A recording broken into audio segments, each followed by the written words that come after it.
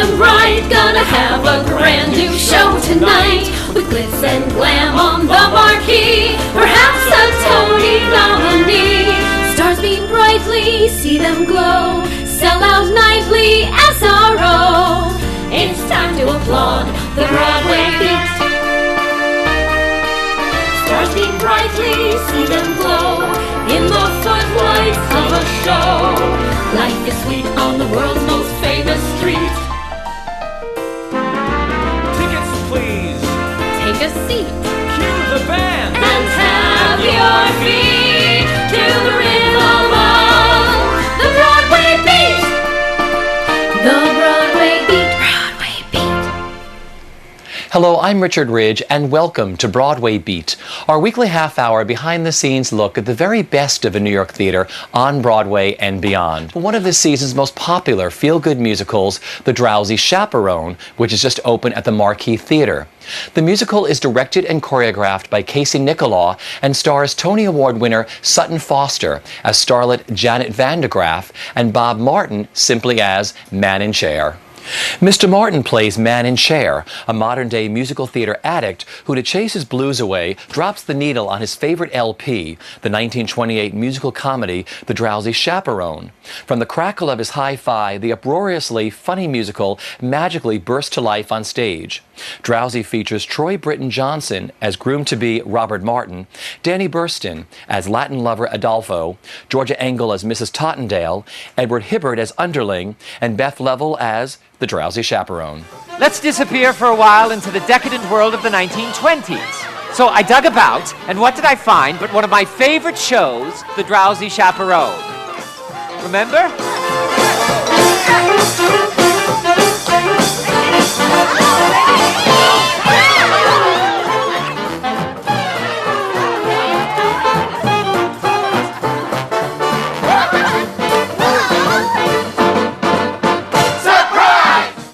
Great. The show means so much to me on many levels because so many of us relate to that person and to what musical theater meant to us growing up. And as an escape, and I think people want that in a musical. I mean, it's great to be exposed to every kind of musical, but I think people love being able to escape, and they relate to that on a certain level. It also, this show particularly, and the cast, means so much to me because so many of them are people I worked with as a performer in a dressing room. So I'm so glad that Beth Leavel gets a part that's perfect for her, and that I get to actually shape a role, and the writers get to shape a role around her and her personality. Same with Danny Burstein and just all of them, and Sutton. Sutton, me knowing what she wants to do. Thank you. Dude, that's the best review of the night. See, good review. The best thing is me knowing what Sutton wanted to do next. That she didn't want to carry a show by herself, and she wanted to grow up a little bit and do something different, and able to help her achieve that. So I was able to sort of shape things and work with everyone and do things that they wanted to do, and push them all a little further. Push Troy to tap dance and roller skate and those things, and it's really rewarding in that way to see how everyone's embraced it. He does that with the blindfold on. Well, you can see through the blindfold, of course. I feel it's such a complicated emotion. I mean, it's been a long road developing this show, and knowing that Janet was in the audience, and my mother coming to New York for the first time, and it was an incredible evening, I have to say. I'm so proud of the cast, and I think we did a good job, which is important. Wonderful job. Everybody kept saying, the other cast members were saying this was like an old-fashioned Broadway opening, because many people family members were seeing them for the first time in a Broadway show, and everybody flew into New York, and it was really exciting. Yes. We have no standard of comparison for that, right? That's right. That's right. We've never been on the inside of it before, so. So what was it like tonight seeing Sutton Foster playing you? Oh. It's like, she's like me, but better. The Man in the Chair, what a great role. I mean, you touch. I love 20s musicals. No, Nanette and Irene are two of my favorite shows to begin with. But I mean, just the story you take everybody to, and just taking it into now with everything that happens in the show, you touch on so many wonderful things. What does it mean to you and the audience's reaction to the show night after night? Oh, well, it's my favorite type of comedy is very human, very small, detailed, and vulnerable people, and flawed people.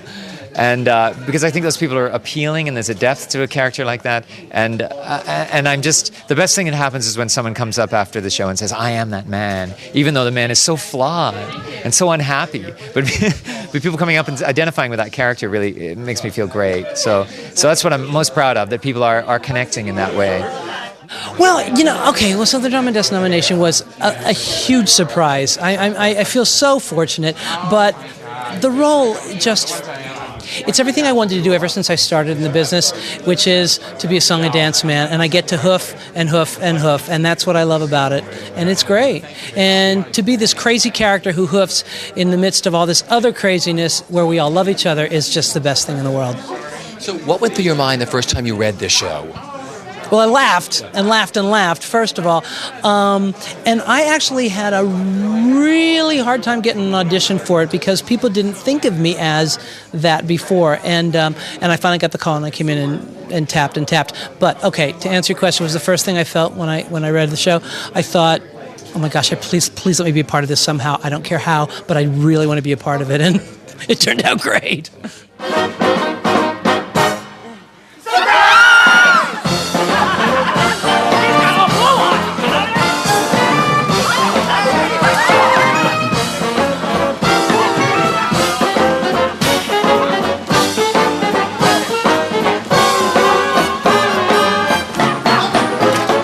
Well, I get to play a version of the great Ziegfeld, Mr. Feldzig, the producer who throws the wrench in the works and wants to ruin everything that's happening to make this woman happy in her life. So I'm sort of the nemesis for Sutton's role. And then, but as the show progresses, everything softens up, and I get to have a happy ending too. So it's great fun. I mean, we're all playing like vaudeville characters who are doing this play in whatever style our vaudeville characters would be doing them. So it's great fun and a great cast. Well, the director helped me a great deal, and I've just had a wonderful time doing it. Well, let's talk about it. Tell me about this woman you play. Well, she's the lady in the musical that the wedding takes place at her house, but she keeps forgetting that she's holding the wedding. There isn't much to it. But it's such a fun because you and Edward are sort of, I'm trying to find out, you're like the comic relief in the show, the two of you. Like the old vaudeville team. Yeah. Well, talk about that great bit that you get to do. For our audience who has yet to see the show, talk about the great vodka water bit that you get to do with Edward and playing opposite him and what that's like. Well, I don't know how to tell you about it. When I first read in the script, I had to spit at somebody. I was horrified, and it seemed singularly unfunny to me. But then, as we developed the scene, the audience really enjoys it.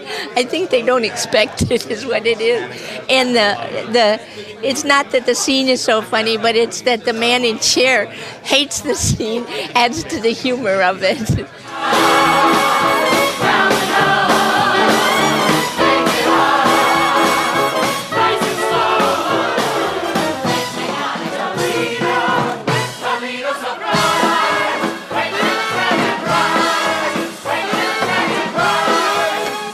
Play the role of Kitty. Kitty is a Corrine. She's been a Corrine for a little while, and she thinks it's time for her to step up into the role of leading lady. So she spends most of the show trying to convince the producer, Mr. Feldzig, that she could be his leading lady if Janet Vandegraff decides to leave the business. And she thinks she's pretty talented, and she's got some real special abilities. And she's very fond of Mr. Feldzig, and he is fond of her too. But they don't make their feelings known to each other till the end of the show. But Kitty will do anything to be a star, but she has a good heart and a lot of love. It's become this wonderful, quirky, sort of odd couple double act. I played George's manservant, a sort of Jeeves-type figure, to this daffy society dowager. And then sort of romance in a very idiosyncratic way comes into the picture as the show goes on. About the great comedy bit that you do in the show. I think it's classic. Which Georgia, the vodka water. Oh, we have a sequence which is basically spitting water or vodka in our faces. They have a thing on people's resumes where they have special skills like riding foreign accents. I'm going to add spit takes to my. Well, they're classic vaudeville, slapstick comedy, duo comedy, a lot of physical comedy, and a lot of great sort of wordplay. We play gangsters that are masquerading at the wedding as pastry chefs. Played by old vaudevillian actors. kind of a show within a play within a musical. Exactly. About the great number you get to do, Toledo Surprise. Sure, It's Toledo really- Surprise is a fun number. It's kind of what would be the culmination of what would be a first act in the original musical, and it's all about pastries. But it's great too because it really harkens back to big classic dance numbers, big, huge, exploding conditions. tons of Broadway people on melody, stage, kind of crazy dancing, and it's really fun. and we're wearing frilly aprons. And we get to wear aprons, which is really the Really, what more culmination can of the. again with the culmination. Why not? What more can you ask for? Thanks. Well, I play Robert Martin, the namesake of our writer, Robert Martin, and he's sort of a ditzy groom, very happy-go-lucky, and he doesn't really get down very much. So he's great that way. He's great that way. I love playing him. It's really a fun time. And actually, I also get to do a great tap dance with Eddie Corbett, who's such a gifted dancer. And just to be able to do a dance where two men are tapping that you don't get to see anymore, I mean, it's just thrilling. And, and working with Sutton and, her trusting me to be on skates blindfolded and dance around with her on the stage, it's pretty awesome. Well, like you said, she demanded an anthem. So my liege of fans, the Beatrice Stockwell fans, expects that every night. And if she doesn't deliver that note, she has disappointed all those people, and she can't do that. So that's what she has to bring it up every single night with that number. It's her responsibility. She must, or she's letting her fans down. It's like playing Thank you, so do you. the grand dame of a theater meets Vera Charles. I mean, Absolutely. Meets Vera Charles, meets Auntie May, meets all this wonderful group of women that I love, channeled through the Drowsy. I get to play Aldolfo, who is the romancer of women. I'm not too good at it, but thank God I was good at it in real life.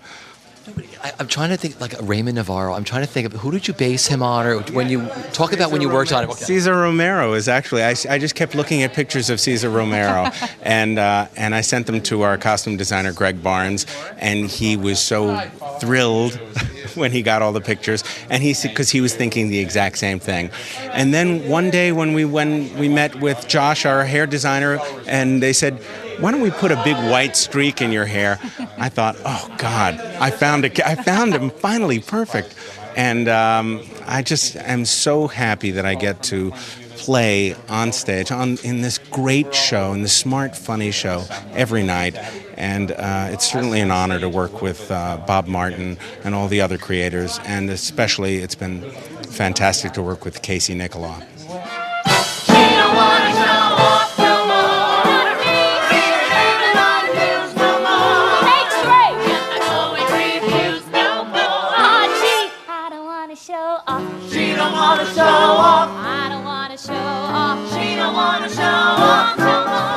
It's unlike any experience I've ever had. I think the hardest part is to just try to accept it and let it just be what it is. We've tried to take such care with the material and with the show and with performances, and really just trying to keep it very sincere and pure and not let it go over the top or too far, and really trying to keep those boundaries, because I feel like it's a show that could easily just go off over the top. But Casey Nicholaw has been our director, has been amazing at really keeping us on that line, and I just love it. It's unlike any experience I've ever had. I feel I'm the luckiest. I'm so lucky, Because these characters are so well defined. They look like these cartoon characters when they're described from the musical, but then they all have heart and soul, because especially that last scene when the lights go off in the apartment, you're all there. Yeah. And we've all fallen in love with you for the past 90 minutes, and it's a bizarre thing because I love 20s musicals. No, Nanette, Irene are two of my favorite shows. So this is like this double-edged kind of thing for me, because it's the best of both worlds, and the cleverness of the book and the story, of the backstory he's given all of you. Right. When you first read the show, what went through your mind? Well, I was approached by Casey, and I read the script, and I laughed out loud, and I thought, okay, there's a spit take scene, there's a guy roller skating with a blindfold, and they're doing this beautiful duet and waltzing. There's this incredible show-stopping number I could do, these opportunities, and I was I laughed out loud. I thought it was hilarious, and I said, "Sign me up! Sign me up! I want to do it! I want to do it!" And I had no idea that it would become what it's sort of become. Like, we didn't really know. You never know, But it, I feel like it's special, and it really honors that spirit of what musical theater is all about. Growing up, being a 14, 15, 16-year-old kid who found complete, solace in musical theater. I was a nerdy kid who was in my theater department, and it was the only place I belonged. It was my family, it was my heart, and everything. And so, I love it. It's my passion, and I feel like that this show celebrates, people's passions of musical theater, especially musical theater.